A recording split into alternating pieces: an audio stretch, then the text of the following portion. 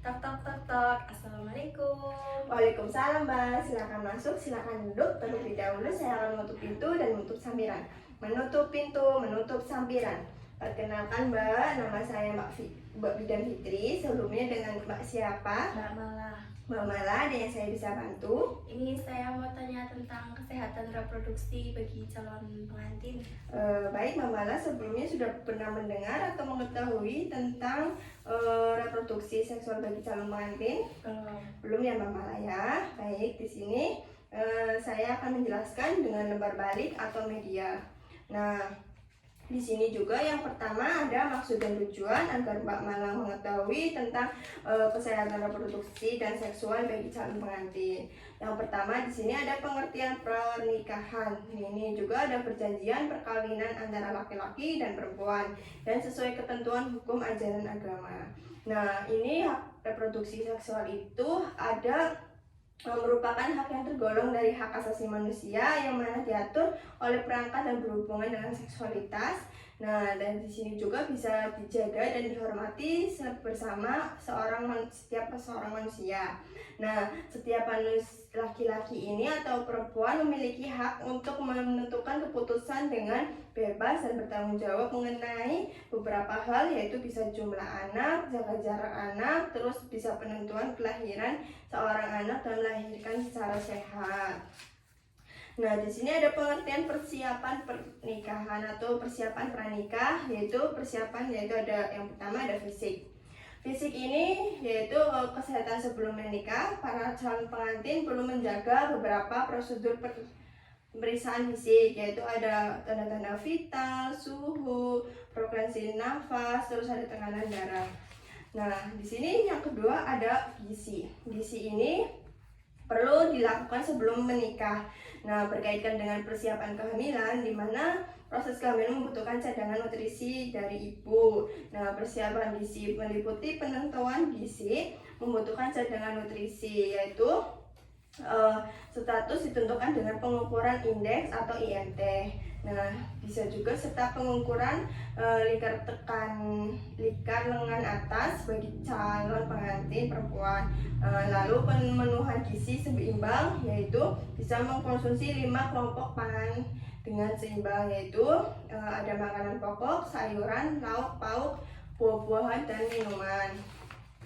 Selanjutnya kita bisa screening imunisasi TT, yaitu sebelum menikah, yaitu diperlukan untuk melindungi ibu dan bayi dari penyakit tetanus. Nah, sebelum pemberian imunisasi TT ini dilakukan screening imunisasi tetanus. Apakah sudah mendapatkan 5 kali imunisasi atau belum? Nah, maka catin perempuan harus melengkapi di puskesmas terdekat ya Mbak.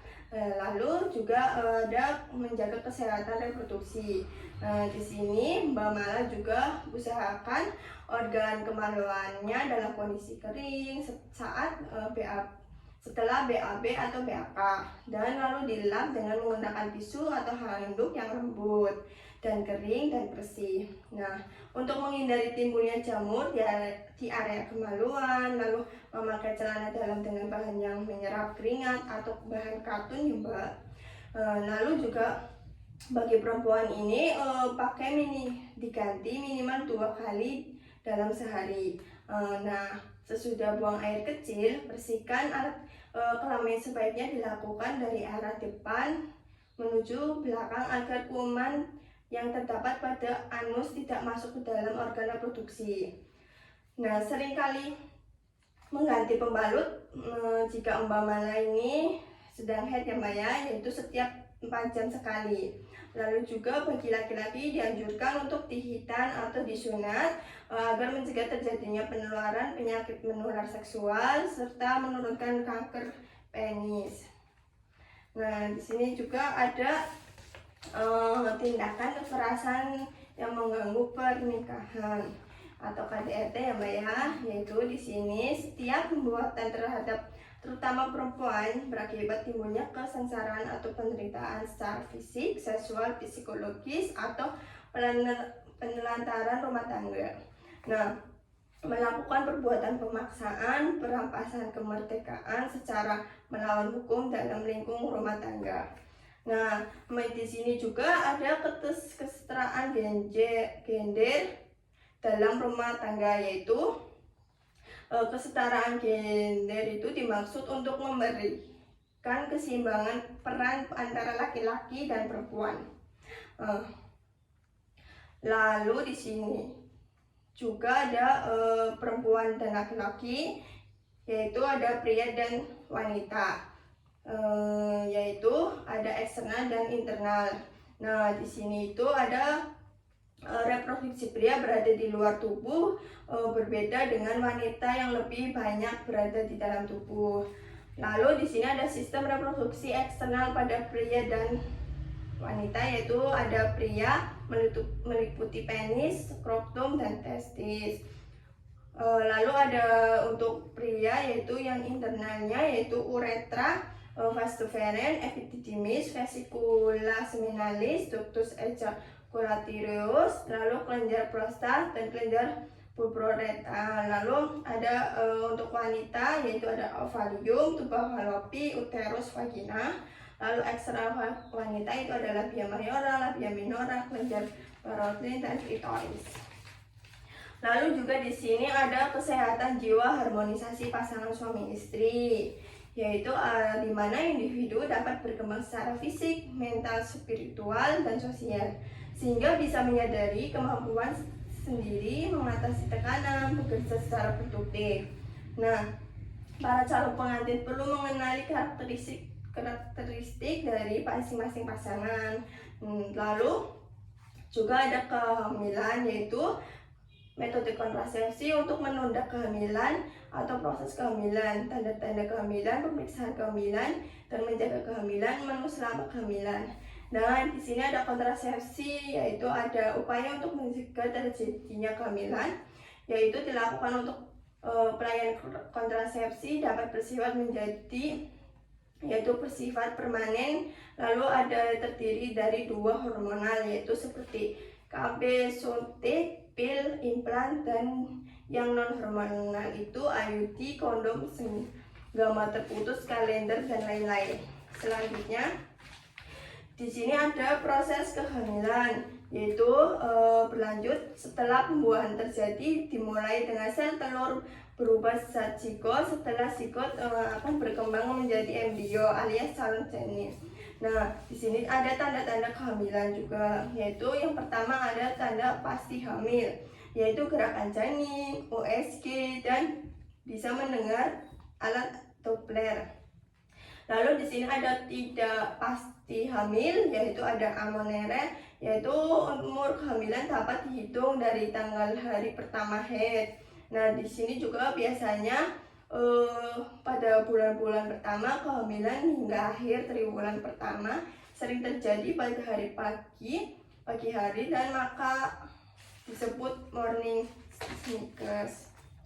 Lalu selanjutnya ada mengidam yang bermala. Ini yang pertama, ibu hamil sering meminta makanan dan minuman, lalu tidak tahan suatu bau-baunya atau pingsan. Ini juga bisa berada di tempat-tempat ramai. Terus juga ada anoreksia, ini bisa maka timbul kembali atau kemudian nafsu makan.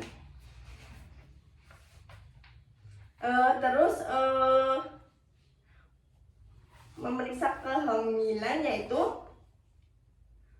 ada meningkatkan kesehatan fisik mental pada ibu hamil.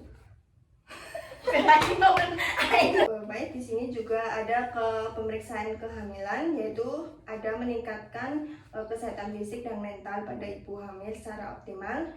Nah, di sini juga menghadapi masa persalinan, nifas, dan persiapan pemberian ASI secara eksklusif. Terus serta kembalinya kesehatan alat reproduksi, yaitu dengan wajar. Lalu di sini juga ada menjaga kehamilan, yaitu mengkonsumsi wanita kehamilan secara rutin, berbanyak minum air putih, dan melakukan olahraga ringan. Nah, di sini juga ada melakukan pemeriksaan rutin, menjaga kebersihan diri, dan menghindari kerja berat. Nah, di sini juga ada menu selama kehamilan, ada kacang-kacangan, sayur hijau, ada daging ayam dan sapi, dan buah-buahan dan vitamin C, A. Lalu di sini juga ada kehamilan dan persalinan beresiko. Nah, ini kehamilannya juga ada membahayakan baik bagi si ibu mengandung dan janin di dalam kandung banyak faktor yang menyebabkan kehamilan berisiko. Nah, persalinannya juga bisa ada kutuban pecah dini, gemeli, distosia bahu, lalu ada persalinan sengkang. Lalu di sini juga ada tanda-tanda bahaya kehamilan, yaitu ada tidak mau makan atau muntah terus-menerus, mengalami demam tinggi, terus ada janin di kandungan kurang, lalu ada tubuh membengkak, lalu ada pendarahan dan ketuban pecah sebelum waktunya. Lalu juga ada kondisi emosional bagi ibu, yaitu yang pertama ada perubahan suasana hati, yaitu bisa menangis, marah, dan cenderung lebih sensitif. Nah, di sini juga ada perubahan emosional ibu hamil, yaitu pada trimester 1, yaitu bisa hormon-hormon kembali seperti HCG, yaitu progesteron dan estrogen. Lalu juga ada hormon tersebut juga bertambah kondisi seperti HCG, yaitu menyebabkan estrogen yang sering dikaitkan dengan menjadikan emosi ibu terasa lebih sensitif. Selanjutnya ada trimester kedua, yaitu ada fase di mana ibu merasa lebih terbiasa dengan kondisi kehamilan. Nah, di sini juga kelelahan fisik yang dialami pada trimester pertama kehamilan. Lalu juga bisa secara emosional ibu akan terasa lebih cemas karena usia kehamilannya yang bertambah, perasaan khawatir kehamilan, dan emosi keibu-ibuannya terbentuk.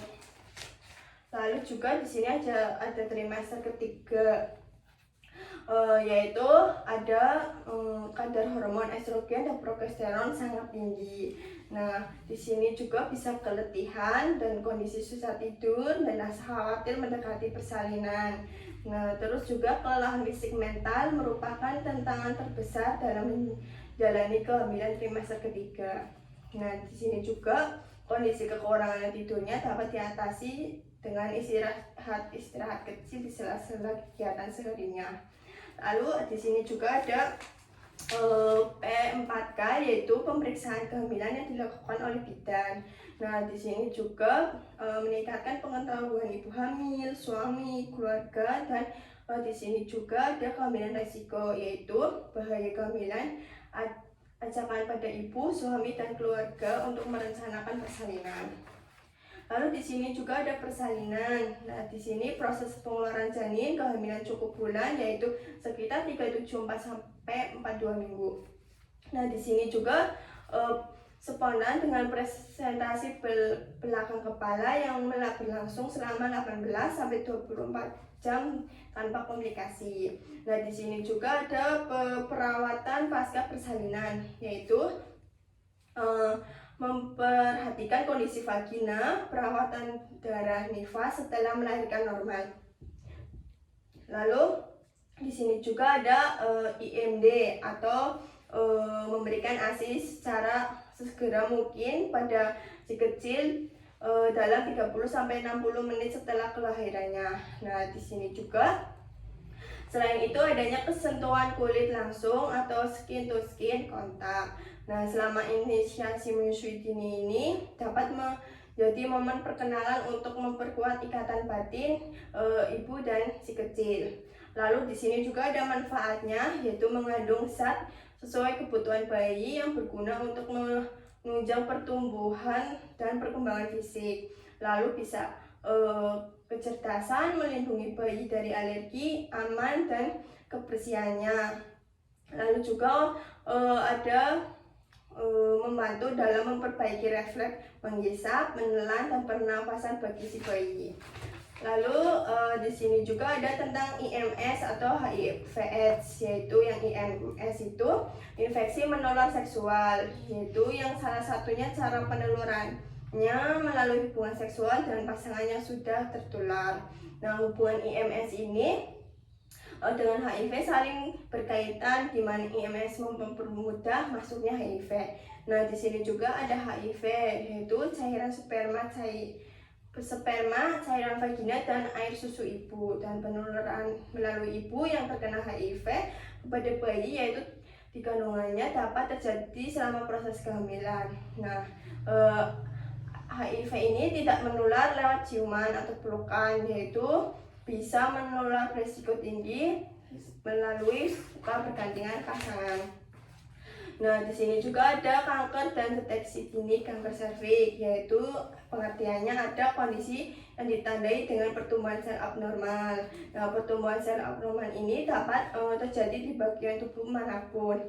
Lalu deteksi dini kanker itu yaitu ada payudara sendiri atau sadari minimal 1 bulan sekali. Nah, untuk pemeriksaan bertujuan untuk memperlihatkan penampakan jaringan pada payudara. Nah, kanker leher rahim atau kanker serviks.